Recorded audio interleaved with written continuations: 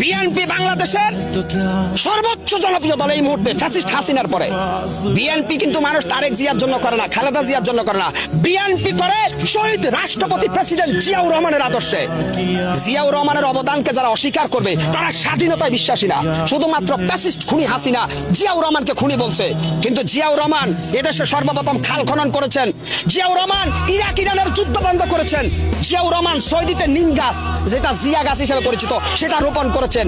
জিয়াউর রহমান ছিলেন এদেশের কৃষক শ্রমিক মেহনতি মজলুম জনতার মুক্তির মহানায়ক। জিয়াউর রহমানকে যারা খাটো করে তারা সত্যিকার অর্থে দেশদ্রোহী। শহীদ রাষ্ট্রপতি জিয়াউর রহমান সৈনিক হিসাবে বাংলাদেশ সেনাবাহিনীর গর্ব।